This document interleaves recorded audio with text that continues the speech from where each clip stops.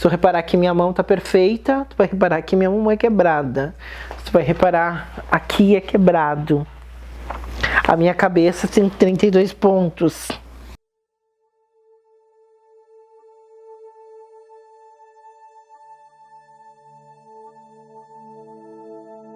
E tudo isso que aconteceu comigo foi simplesmente porque eu tava na esquina. Foi simplesmente porque eu tava ali, precisando comer, beber, pagar minha água, pagar minha luz, pagar meu aluguel, sobreviver.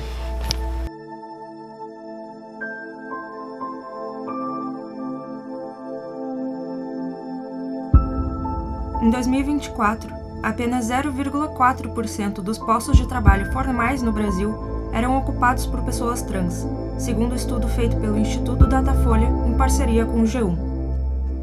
Quando eu precisei voltar para esse lugar de trabalhar com atendimento ao público, eu já tinha o que a gente chama de passabilidade, né? Que significa que as pessoas olham para mim e não imediatamente vão interpretar que eu sou uma pessoa trans.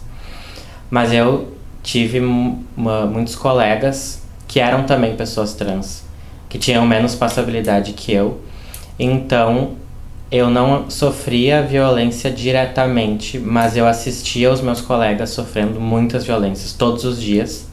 E daí isso também é um lugar muito complexo, assim, porque eu, estando do lado daquelas pessoas e vendo elas sofrerem aquela violência, eu entendia que eu só não estava sofrendo porque as pessoas não sabiam que eu era trans. Porque se elas soubessem, eu estaria naquele mesmo lugar. O trabalho para pessoas trans também é um lugar onde o medo se disfarça de rotina e o silêncio de proteção.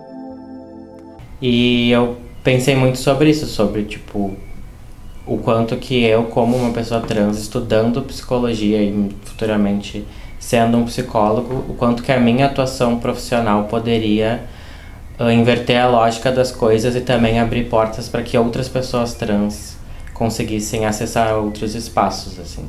Então foi a minha motivação principal.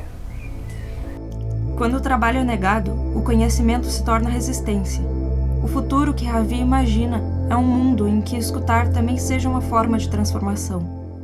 Historicamente, a gente tem um processo de exclusão das pessoas trans, tanto da educação, porque a gente sabe que tem experiências de bullying que são muito fortes, ou as pessoas às vezes tinham que sair de casa muito cedo porque eram expulsas da família e nem poderiam estudar. E isso depois impactava muito na inserção do trabalho, né? A exclusão começa cedo. Antes do primeiro emprego, vem a primeira expulsão.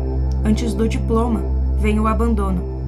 Então a pessoa vai ter mais depressão, mais ansiedade, mais ideação suicida. A gente sabe já que boa parte dos desfechos psicológicos negativos, se não todos, eles estão causados pela transfobia nas pessoas trans, pelas experiências de violência e discriminação. A transfobia está presente em cada olhar desconfiado, em cada não. O mercado de trabalho formal ainda é um território hostil para pessoas trans, e nem sempre o que está no papel se reflete na vida real. É bem importante a gente entender que pessoas trans não têm direitos hoje no Brasil, né? Tudo que nós temos são entendimentos do STF, né? Porque de lei realmente que tenha surgido no legislativo a gente não tem. Na teoria, há avanços. Na prática, as portas seguem fechadas. Direitos reconhecidos não são direitos garantidos. Hoje, as empresas são obrigadas a fornecerem crachá, né, colocarem no sistema lá onde outros funcionários acessam, tudo mais, o nome social da pessoa. Isso é um direito, né, que foi o entendimento do STF e o Ministério Público Federal do Trabalho também já emitiu uma normativa sobre isso. A questão do uso dos banheiros também, né? Então, garantido às pessoas trans o uso do banheiro conforme a sua identidade de gênero. É um entendimento do STF, a gente sabe que na vida real isso é bem diferente. Um funcionário, ele ficou sabendo que se tratava de uma pessoa transexual e ele era vestiários, né? Vestiários com chuveiros, enfim. E ele, sei lá, ele entrou dentro do banheiro se masturbando e dizendo que aquele dia a gente ia mudar essa história. E aí eu fiquei assustado, porque, né, por mais que tu conte sobre o que tu foi agredido, às vezes tu é mais agredido ainda do que tu é acolhido, né? Então, eles iam contratar uma pessoa transexual, né? Eles realmente iam. Eles não disseram pra mim que eles não iam me contratar. Mas a primeira oportunidade de eu ter sofrido uma agressão lá dentro, eu fui mais agredido ainda, entendeu? Então, nem sempre as pessoas elas contratam, mas elas não acolhem. As leis abrem caminhos, mas o acolhimento é o que transforma o ambiente. É essa presença que muda, aos poucos, a realidade. Eu me montava escondida, aquela coisa escondida de pai, de mãe, querendo fugir de todos, não se entendendo, não tendo acompanhamento, não sabendo quem eu era, o que eu gostava, como eu agia, como eu fazia, e chorando muito.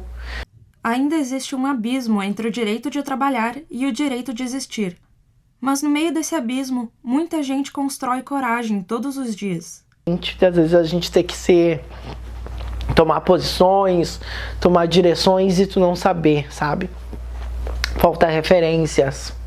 A gente nos falta as referências de como ser, de como agir. E eu sempre quis ser a minha referência. Eu nunca tive, eu vou me inspirar. Eu tenho que ser a pessoa que eu acredito que eu serei de melhor. Então era um projeto que a gente mapeava estabelecimentos aqui da cidade que eram LGBT friendly, né? Podemos dizer assim, para a contratação. E aí a Somos fazia esse meio de campo, né? Recebia as ofertas de trabalho, às vezes eram freelas mesmo, que é o que mais aparece, né? Principalmente para essa população. Mas conseguia fazer esse meio de campo para tentar direcionar, né? Onde é que eu ia conseguir me encaixar de novo, né? Onde que eu ia gostar de trabalhar. Então, trabalhando frio, eu tive essa liberdade, né? Eu tive muitas oportunidades de conhecer novos lugares, né? Novas pessoas. Eu fiz muitas amizades trabalhando como free. Eu conheci muitas pessoas. Eu conheci pessoas boas, eu conheci pessoas ruins. Eu conheci a maioria dos melhores amigos trabalhando também. Quando uma porta se abre, não é só emprego que começa. É uma vida que finalmente cabe no mundo.